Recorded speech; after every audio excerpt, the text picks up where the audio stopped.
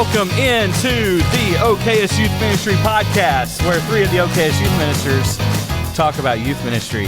I'm Michael Deese, and I'm joined by Jeremy Crow, Hunter Puckett, and a special guest, the man, the myth, the mom, Jason Helton. I feel like I'm getting typecast, man. So we're at the M2Y conference, and I went to one of his lectures that he did here about the digital Babylon, and I thought, man, we really need to get him on the podcast. And so he agreed to interview with us. It was a small fee. Small free? Small free. And he's going to tell us a little bit about the digital Babylon. But first, tell us who you are. Yeah, so Jason Helton, the media outreach minister at the Madison Church of Christ, just outside of Huntsville, the mom. Was in youth ministry for 10 years there at Madison, and for the last 7, I've been in media outreach. I just wrapped up a master's degree in online ministry, which is a thing now in 2024. That's awesome. I didn't know that. That's really cool. True story. And you're teaching at Faulkner as well. Yeah, I did some adjunct last spring. I did a digital tools for ministry class there. That went really cool. It's kind of fun. So that sounds fun. Yeah. Trying to figure out what that title actually means these days. Yeah. COVID was very helpful at people at least accepting my presence. So. Oh, yeah, absolutely. So first off, I wanted to talk, we're talking about the digital Babylon. He's been going, how many different times have you given like a lecture or something like that with this? I've got one more in 2 weeks down in Mobile, and that'll be the 16th one this year. Wow. Yeah, that's awesome. What's the date on that? In case anybody happens to listen that might be affected by it, do you have any idea what the date is? Yeah, it's I believe the 19th through the 21st of November. It'll be at Mobile Christian, and it'll be Wednesday night on the 20th. I'll be there at Regency doing a portion of it as well. Awesome. So next year he's going to be coming to Hartselle too. So yeah, he came, I guess back in August to Coleman, and did a one-day kind of run through all those things. I think we did 3 or 4 sessions, and very well received. Our people at Coleman loved it, and looking forward to doing something again in the future with you. Yeah, so tell us a little bit about what this is. First off, I'm curious how you got the name, because I love the name of what this is. Analog. And then talk us a little bit about what it is. Sure, yeah. So the full name of the workshop is Analog Faith in Digital Babylon, and that came from a class that I did at Madison. We did 12 weeks, and really looked around at one point doing a project for grad school, and didn't find a lot of resources that talked about how faith and technology interact, how technology really shapes and forms our faith in some powerful ways when it comes to comfort and convenience and just a whole host of things. Technology really, it appeals to that part of us that really wants to be God-like when it's not kept in check, as opposed to just godly. And so it tends to amplify some of those things. But there wasn't a lot of literature out there. So I started researching and found a bunch of different sources in a bunch of different areas and put the class together and then try to condense that into a workshop. But the analog faith part of it, digital Babylon rather, Jeremiah 29, God told Israel, you're going to Babylon. You're going to a land that opposes me, that's going to oppose you. But I want you to build houses. I want you to plant gardens. I want you to have babies. I want your babies to have babies. I want multiple generations of your presence in this land. And I feel like that's a pretty apt analogy for where we are today. The idea of digital Babylon is that the world is still opposed to God, and we exist in this world, but we are told to create culture. That's what the New Testament portrays here, is the culture of the kingdom of God. We're not really, there's a book by Andy Crouch that's really good about culture. He says Christians a lot of times will critique culture from afar, or they'll criticize culture, but really we're called to create that. And that's that city set upon a hill, right? That cannot be hidden. Yeah. When we love the way Christ loved, when we reconcile the way Christ called us to reconcile, then people are drawn to that. So in the digital age, the analog faith portion is where the substance, I think, is found in our relationships. So it's not just if we see technology as a tool to utilize and to steward, then we see it properly and we can leverage it for the good of the kingdom. But we have to also protect ourselves. There's a lot of data out there now, a lot of research, and that's really what the heart of the workshop is about. A lot of the things that are showing us anxiety, depression, suicide ideation, all of these things have come about because of social media and other parts of the digital age that we weren't really learning about. So as parents and as leaders and Christians in general, we gotta be more informed. Yeah, so when we had you down at Coleman, I will say that some of the things that you shared, the statistics, just the analytics on all this was a little jarring to some of our families, especially some of our moms. There was a lot of information, good information, but it made them really think more seriously about some of the things that they're allowing their kids to interact with or helping them understand how to interact with those things? A lot of the emotional statistics out there, I think, are symptoms. The Surgeon General back in May of 2023 issued a report that said that social media is a major contributor to the teenage mental health crisis that we have going on right now in our country. And I think if the Surgeon General is attuned to some of these things, then in my mind, that's the top of the iceberg that's above the water. The bigger portion that's usually under the water is the spiritual side of this. Those are the symptoms, right? Those are things that are meant, because he's not looking for spiritual symptoms. He's looking for the greatest good of the whole populace. So I think should be eye-opening to us to look deeper and see what the spiritual challenges have been there. Do you tend to see that parents are maybe just disconnected from that information, and then once they do receive that, do you see that they're receiving that in a positive way and utilizing that information? Oh, 100%. I think a lot of parents just don't know where to begin. I think a lot of parents are also struggling with this addiction, particularly right now. You've got millennial children that are growing up. They're the Gen Alpha right now, like my group of people. I was born in '85, so my oldest is 9 years old. There are a lot of folks that are my age that have older kids, especially. And so as millennials, we were kind of the lab rats on all this. Gen X, they created the online platforms for millennials to then that participated. Like, we were the consumers, right? So I think a lot of parents, I'll put it this way, especially in youth ministry, we always talked about raising a new generation of teenager. Mm-hmm. What we didn't spend as much time talking about was raising a new generation of parents. So what changed when we went into the digital, so my parents were boomers. Boomers grew up in the heart of the sexual revolution of the 60s. I do a survey at each church that I go to. I've got a little over 700 participants in the survey now, so it's almost close to being a real statistic, right? But in that survey, I asked the question, did your parents have a conversation with you about sex or sexuality? And so far, the best demographic is among Gen Z, and it's 50%. Every other generation was less than that. That is mind-blowing. What's been the least of those? Was it Gen X? No, it was, there have been 16 members of the silent generation that were able to successfully scan a QR code and take an online survey. So there are only 16 of them, and only 1 out of 16 had a conversation with their parents. So statistically, you're like 8 or 9%. But it's interesting because Gen X and the boomers are usually really within about 3 to 4% of each other in the mid-30s, and then the millennials are high 40s, and Gen Z is right at 50%. So the good news is it's increasing, but if you look at that stat, like when I did it at Madison, we had 111 or 12 folks in our class at Madison that took the survey originally. The boomers were like 85 or 90% did not have a conversation with their parents. Yeah. They grew up in the 60s in the heart of the sexual revolution without guidance from the people they trusted and loved the most, and then they went on to raise millennials who grew up in the height of the online revolution, the digital revolution. So they were ill-equipped with an experience to pass on to the next generation. To their credit, that statistic improved, that percentage went higher, so they tried.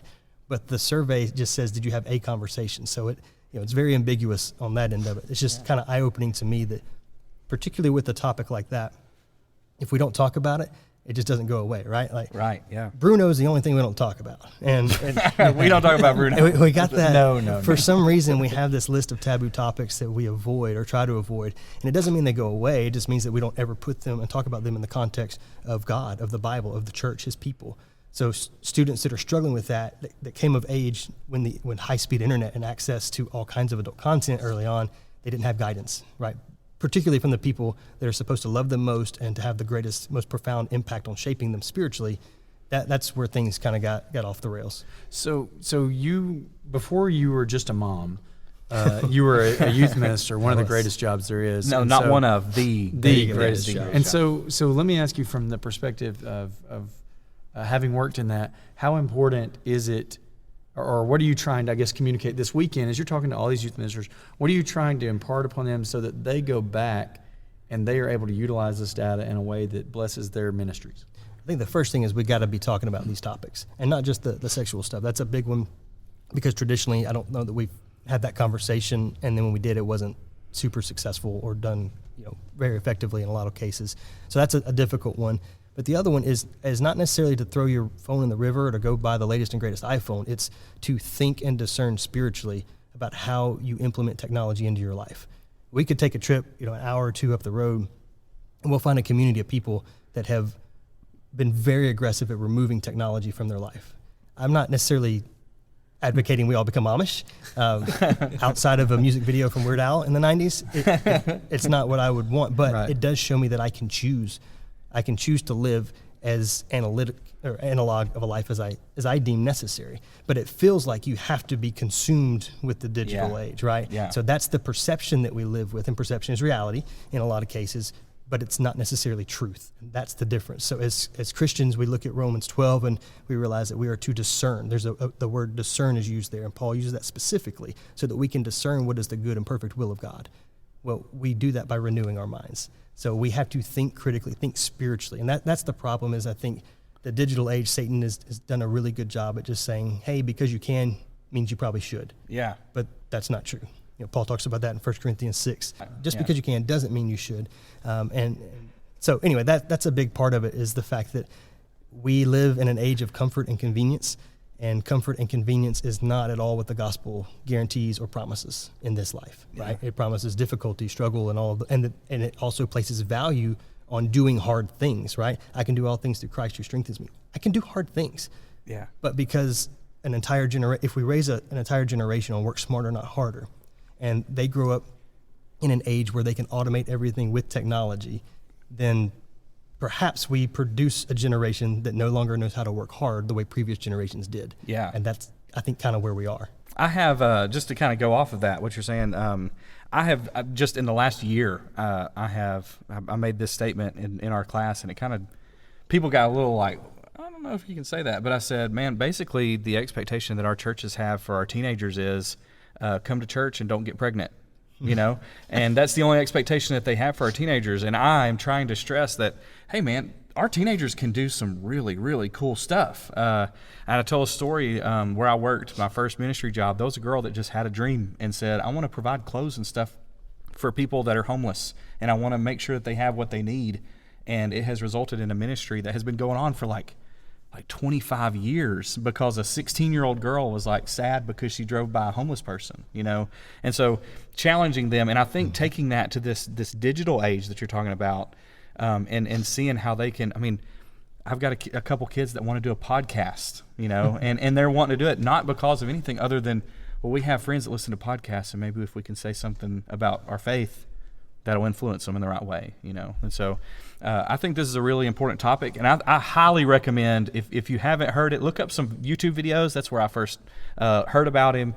Chad Landman, one of my good friends, I was like, hey, you should come. And he said, wait, have you heard Jason Helton's stuff? And I was like, Chad's the best, man. I haven't. And he said, you need to get him to come, not me. And I was like, if this guy's saying that, I'll 100%, I'm going to. You need to check out Chad's too, the active digital parenting. So there is a difference, I feel like, in our workshops, and that's by design. His is very much, we've had him at Madison, excellent. How He's to phenomenal, take steps, how to actually guard your phones. It's a lot of very, very practical device management type stuff. Preventative stuff. Yes, and so it's exactly what it is, active digital parenting. What I wanted to do, because I felt like there were some other conversations that if we scale that up, that has parents in the name of it. I really try to engage, I want the whole congregation to be a part of this. And that's why we usually start with a session called the generation gap, because I think a lot of times older folks feel like, well, that's a young person's game, and young people feel like the old people are out of touch. Well, that means that Satan's won, right? Yeah. The eye cannot say to the hand, I have no need of you.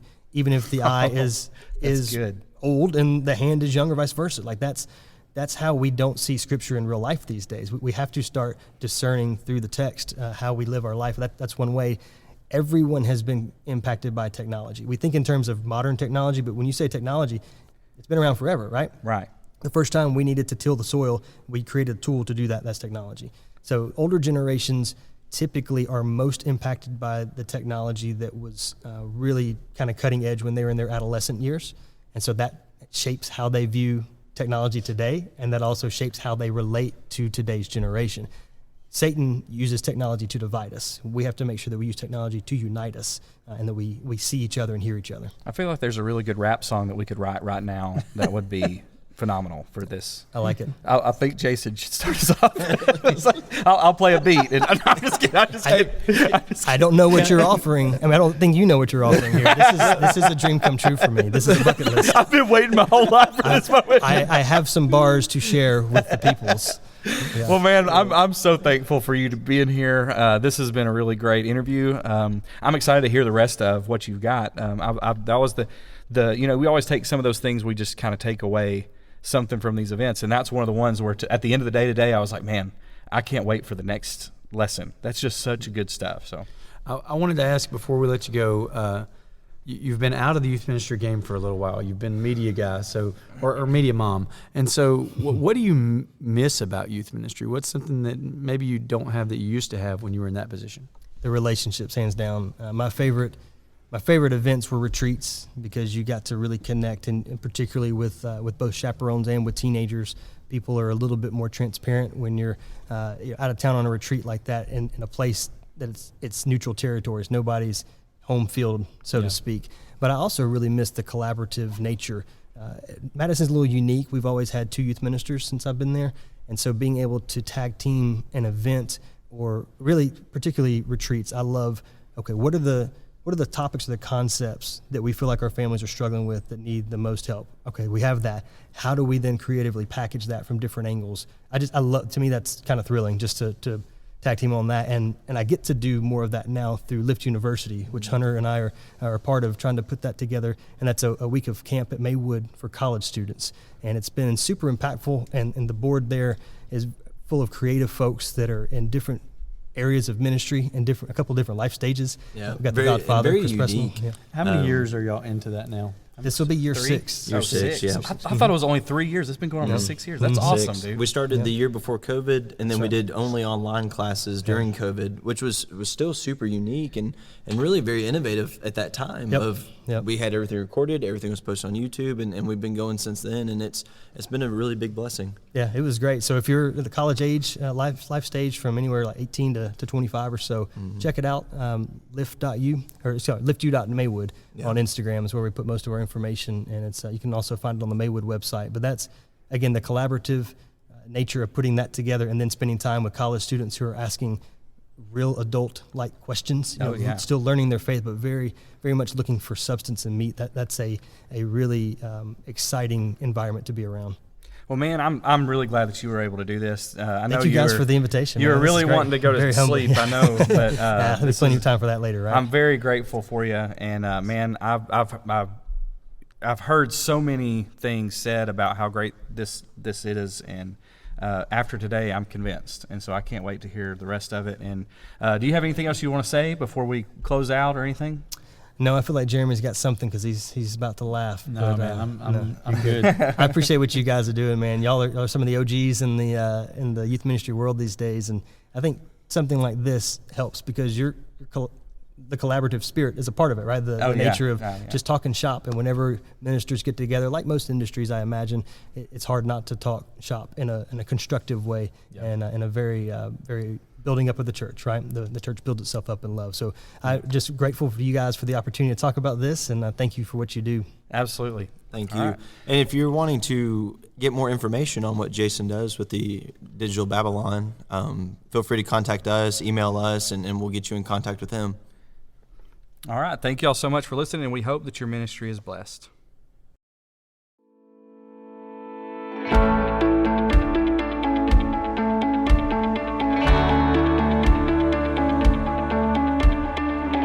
Thanks for joining us today in the important conversation of youth ministry. Go and follow us on Instagram and check out oksyouthministry.com for more information about our upcoming episodes. We'll be dropping a new episode every Wednesday morning, and we look forward to talking with you again next week. And hey, it's okay to be the OKS youth minister around, but let's all strive to be